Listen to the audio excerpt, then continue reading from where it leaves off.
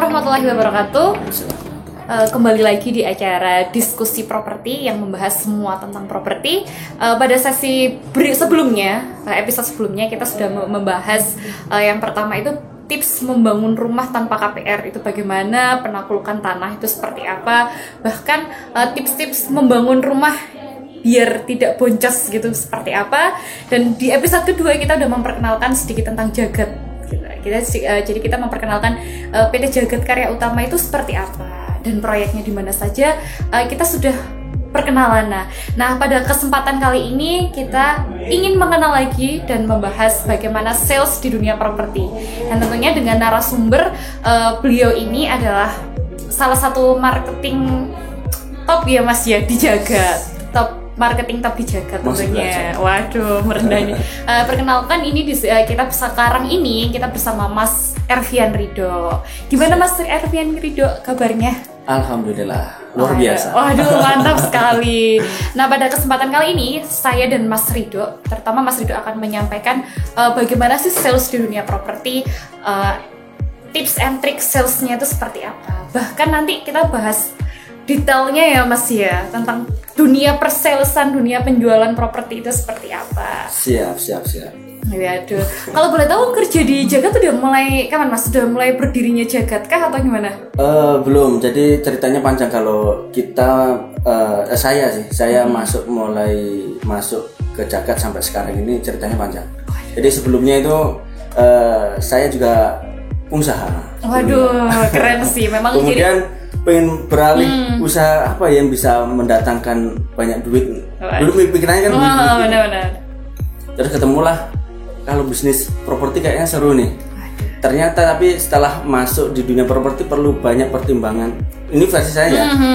Perlu banyak keberanian dan pertimbangan.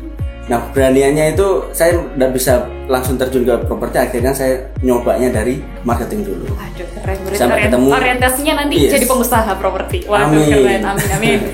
Saya doakan Mas cepat jadi pengusaha properti. Amin. Nah, pada kesempatan ini kita mau bahas Mas, sales itu bagaimana? Dan isinya dari sales itu apa? Nah, kayak gitu Mas. Berat ya? Berat banget.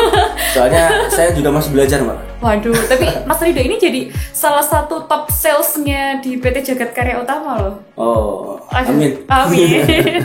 Oke Mas, bisa dimulai Mas, bisa menceritakan bagian dari salesnya itu apa? Mungkin bisa dijabarkan lebih lanjut. Kita lebih sharing aja Mbak ya. Oke Mas. Jadi nanti kalau ada salah pun juga bisa dibetulkan. Waduh, iya, siap. Jadi yang pertama, sales itu sebenarnya poin yang terpenting dalam sebuah perusahaannya. Perusahaan apapun butuh namanya marketing, butuh namanya sales, selling, butuh namanya selling kan gitu. Nah, kenapa dulu saya pengusaha kemudian setir jadi marketing? Karena marketing ujung tombak sebuah perusahaan. Benar. Pengusaha juga butuh marketing yang handal. Nah itu saya di sini juga belajar. Alhamdulillah di Jagat ini sudah hampir mau 4 tahun. Semoga bisa ilmu yang sedikit ini bisa dibagikan lah.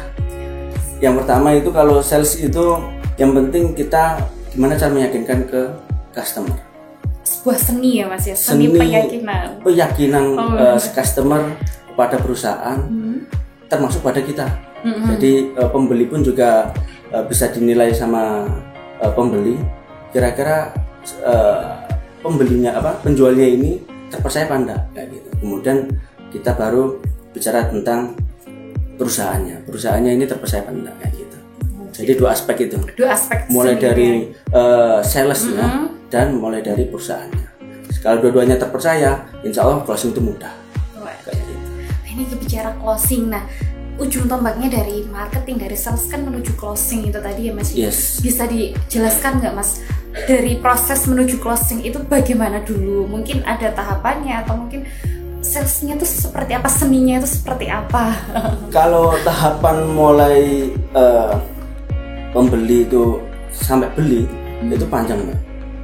Kita ada divisi marketing. Divisi marketing itu bukan menjelaskan di dalamnya itu mulai dari gimana meyakinkan orang lewat mendatangkan orang lewat media-media kita, funneling kita, mulai dari YouTube kah, Facebook, kemudian Instagram, semua platform kita masukin itu untuk menjaring leads biar lebih banyak. Itu yang pertama. Jadi gimana cara apa yang kita jual ini tersampaikan, tersebarkan ke banyak penjuru orang-orang yang menginginkan produk-produk yang kita tawarkan ini. Itu yang pertama. Kemudian yang kedua, setelah masuk kepada penawaran kita, pasti ada yang kontak ke kita nih. Itu baru masuk ke sales, masuk ke kita, tim kita. Nah, ketika masuk kepada tim kita tugas kedua adalah meyakinkan.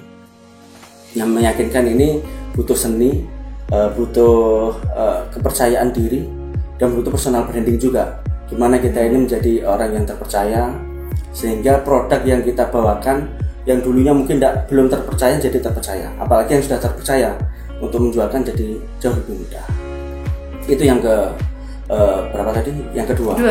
Kemudian yang ketiga, ketika sudah selesai calon pembelinya ini yakin pada kita, itu baru masuk pada branding. Karena orang ketika sudah beli atau sudah percaya pada kita, kemudian kita membranding antara penjual ini, salesnya ini sama perusahaan ini. Kira-kira membrandingnya mau dibuat kayak gimana? Itu tahapan selanjutnya. Kayak gitu. Bisa, kalau bagus bisa brandingnya kita jadi lebih bagus. Kalau jelek bisa jadi itu buat bahan evaluasi buat kita. Kayak gitu, Mbak. Oke, Mas. Kalau misalnya tadi kan kita sudah bahas kalau misalnya sales itu adalah bagian seni dari meyakinkan orang. Siap. Nah, gimana caranya sih orang itu bisa yakin dengan produk yang mau dibeli itu? Sebelum yakin orang jadi beli kepada kita perlu tahu bahwasanya orang beli kepada kita, beli ke produk apapun, itu 80% adalah emosi, Mbak. Jadi gimana kita merawat emosinya, kita menyamakan frekuensi emosinya sama calon pembeli, itu adalah sebuah tahapan kita untuk closing. Dan 20%-nya ini fokusnya pada produk. Jadi produk ini mempengaruhi cuma 20% lah. Yang 80% adalah faktor emosional. Kayak gitu. Kemudian untuk cara sellingnya itu saya ada 3 cara sih sebenarnya. Yang pertama itu gimana cara orang itu jadi bahagia pada kita. Kemudian itu berkaitan dengan kedekatan, gimana kita kedekatan kita pada calon pembeli kita. Kemudian yang kedua adalah meyakinkan pada calon pembeli, membuat calon pembeli ini jadi yakin, gimana caranya.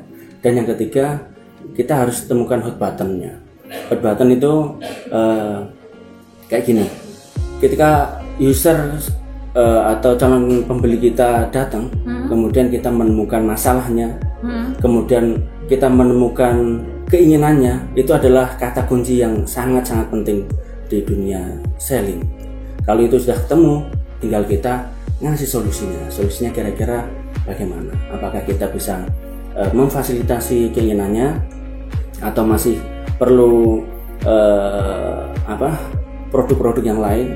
Itu kita bisa ngaturnya di situ dan ngasih solusinya seperti itu, kayak gitu, Mbak. Jadi yang pertama tadi masalah kita bangun kedekatan. Kalau bangun kedekatan itu kita lebih ke menyamakan frekuensi itu. Ketika dia orang Jawa, kita maka sering mungkin kalau kita bisa bahasa Jawa lebih baik kita ngomongin bahasa Jawa. Kemudian ketika dia senangnya melukis, maka kita sering bahasan melukis, bagaimana melukis di rumah dengan desain di rumah. Nah, bahasa kayak gitu kita jadi keren. Tidak jauh dari emosionalnya mereka. Ketika mereka masuk ke situ, maka kedekatan sudah terbangun. Baru gimana cara mereka yakin pada kita, gimana mereka yakin pada apa yang kita tawarkan. Baru gitu tahapan yang kedua. Dan tahapan yang ketiga, kita menemukan hot button-nya, yaitu masalahnya dan keinginannya. Baru yang terakhir, solusi dan closing, kayak gitu. Benar-benar. Jadi 80% itu karena pengaruh emosionalnya ya, Mas. Betul, ya, untuk membeli sesuatu ini nggak cuma properti aja ya, Mas ya. Yes. Semua segala bentuk apapun yang dijual itu Berarti 80% dipengaruhi oleh emosionalnya, keinginannya. Dari keinginannya baru 20% karena produknya. Kita kan tadi udah bahas gimana cara pengaruhnya orang beli itu karena 80% karena emosional, 20% karena produk, dan 80%-nya itu masih dibagi lagi ya Mas ya, mulai dari membangun kedekatan, terus habis itu menemukan hot button-nya, kayak gitu kan. Nah, yang pengen saya coba tanyakan lagi, menggali lagi dari Mas Ridho ini, gimana sih Mas cara membangun kedekatan sama customer itu? Waduh, kalau itu sebenarnya setiap orang itu beda-beda. Tapi kita bisa menyamakan dengan kita menanyai Mbak. Kira-kira lokasi rumahnya di mana? Apakah kita bisa menyentuh di letak geografisnya mereka, lokasinya mereka tinggal. Kemudian mungkin agamanya dia ini fanatiknya di mana. Nah gitu kita menanyai Mbak. Ketika kita menanyai kemudian mereka terbuka pada kita baru bisa memberikan ini harus menyamakan di di poin yang di sini kayak gitu. Jadi kita harus proaktif tanyanya di situ. Ketika sudah mereka nyaman seperti itu, mereka akan otomatis cerita-cerita tentang apa yang sudah mereka nyaman di situ. Berarti kayak lebih ke arah menjadi teman gitu ya Mas ya pertamanya. Iya, lebih kita ini PDKT lah Pak. Jadi kita ini PDKT ke semua orang. Iya benar. Kalau salah harus PDKT ke semua orang memang ya Mas ya, untuk menciptakan closing. Menciptakan closing. Oke Mas, ini kan tadi kita udah membahas tipsnya cara pendekatan ke user. Mungkin ada nggak sih Mas tips biar mungkin teman-teman di luar sana atau orang-orang yang lihat video ini bisa digunakan Mas tipsnya untuk jualannya mereka, walaupun jualannya bukan dari produk properti. Ada nggak sih Mas tip and trick biar closing terus gitu Mas? Sebenarnya kita juga masih belajar juga Mbak. Jadi kalaupun ada insight yang bagus lagi ke kita juga berusaha mengaplikasikan apakah itu cocok pada saya dan tim atau enggak kayak gitu. Nah kalau yang sudah kita kerjakan ini gimana cara jualan yang paling asik dan paling bisa continue berjualan, yaitu dengan istiqomah Pak. istiqomah dalam beriklan, istiqomah dalam menyebarkan promo-promo kita, kemudian istiqomah dalam memfollow up user yang sudah masuk pada kita. Nah kayak gitu itu harus dibangun dengan istiqomah. Semuanya istiqomah gitu. Benar, jadi biar produknya itu jadi top of mind gitu ya Mas ya. Top of mind dari customernya. Jadi nanti pas waktu butuh langsung panggil calling Mas Ridho gitu ya. Kita juga harus siap itu juga sih Mbak.